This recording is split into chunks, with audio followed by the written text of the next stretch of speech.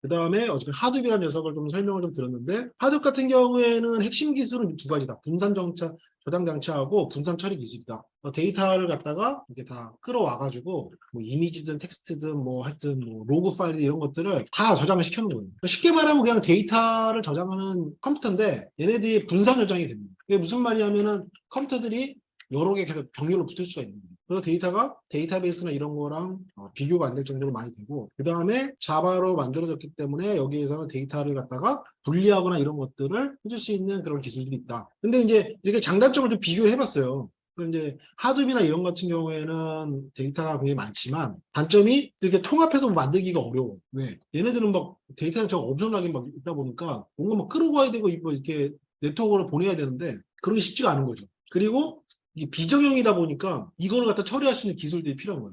그래서 뭐 메리줍스 이런 걸 가지고 해줘야 되는데 자바로 돼 있다 보니까 코드가 또 엄청나게 길어. 일반 사람도 접근하기 좀 쉽지 않죠. 근데 RDMS는 대신 그런 것들은 데이터가 막 빅데이터처럼 크진 않지만 그래도 어느 정도까지는 넣을 수가 있고, 그 다음에 얘네들은 정형화돼 있고 이제 바로바로 쓰기가 좋죠. 그러나 성능은 계속 떨어지는 거죠. 갈면 갈수록. 얘네들은 성능이 일정하지만 얘네는 성능이 떨어져요. 데이터가 많으면 많을수록 얘는 떨어지는 거예요. 점점. 그러니까 빅데이터 하기에는 맞지가 않는 거예요. 장르에서 봤을 때. 근데 얘는 맞긴 맞죠. 그래서 어저께 얘기했던 게 뭐냐, 하둡이 사실은 이게 중요한 기술이긴 한데 얘 독자적으로는 의미가 없다라는 거예요. 독자적으로 데이터 많이 갖고 있지만 갖고 있을 뿐이지 뭐 이거 가지고 뭐 어떻게 해볼 도리가 없는 거지.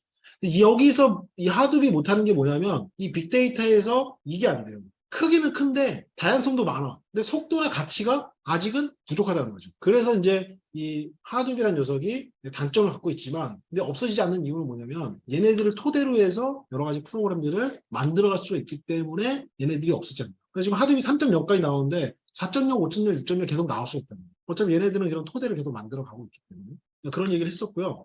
그 다음에 뭐 이런 프로젝트들은 대부분 이제 좀 백엔드 개발 쪽이라 가지고 나중에는 백엔드 프로그램을 개발하고 싶으면 좀 이런 것도 한번 좀 보시면 좋을 것 같아요. 저희 수업을 일단 백엔드 개발하는 수업은 아니기 때문에 여기 보시면 뭐 레디스라든지 아니면 뭐 하드도 있을 수 있고 그다음 뭐 카프카 이런 것들을 쓰게 되면은 백엔드 개발할 수 있는 프로그램들을 만들 수가 있어요. 이건 좀 개발적인 측면이고 그런 것들이 있는데 우리는 이제 여기서 이제 그 빅데이터를 처리를 하다 보니까 이 중에서 이제 스파크라고 돼 있는 거랑 좀 연관을 좀 시켜서 지금 좀 보고 있어요. 스파크가 왜 나왔냐? 어저께 좀 얘기했던 거 뭐냐면 이제 CPU 성능은 점점 둔화가 되고 있는데 그러니까 처리한 능력은 떨어지고 있어. 근데 데이터를 쌓는 기술들은 점점 더 잘 되고 있다는 거죠. 가격도 싸고. 그러니까 데이터는 많아지면 처리가 안 되다 보니까 그런 한계를 해결하기 위해서 나온 게 이제 이 통합 컴퓨팅 엔진. 그러니까 메모리 기반으로 해서 얘네들을 병렬로 연결해서 데이터를 처리하는 이런 걸 만들죠. 그러니까 메모리는 속도가 빠르잖아요.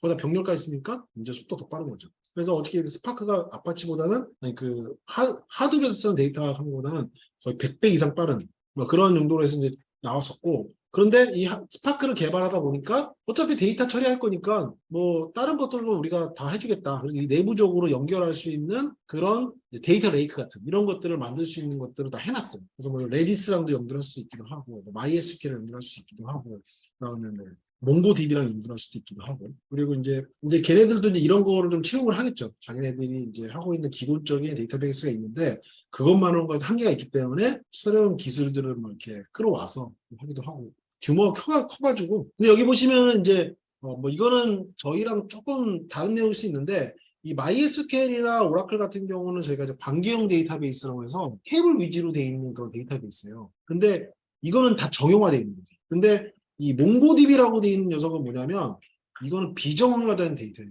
그러니까 데이터를 저장하는 방식이 이렇게 뭐 테이블로 해가지고 이렇게 넣는 게 아니라 그냥 파일 단위로 해서 뭐 이미지나 이렇게 막 이렇게 이런 식으로 집어넣어요. 그래서 요즘에 좀 대체되는 기술 중에 하나가 이 몽고DB라는 것도 있습니다. 왜냐하면 비정형화된 이런 빅데이터들이 많아지다 보니까 이렇게 쓰는 경우가 좀 있고. 하여튼 뭐 그런 것들, 그러니까 이런 데이터베이스도 정형화된 게 있지만 비정형화된 것들도 있고, 그 다음에 어떤 데이터는 뭐 실시간으로 들어가는 것들도 있기도 하고, 뭐 이런 것도 있다 보니까 실시간 뭐 빈식 이런 거 있다 보니까 이런 것들에 대한 거를 다 처리할 수 있는 이런 것들을 이제 통합적으로 만들어 가게 되는. 그게 독립적으로 이제 따로 나오게 되는 거죠.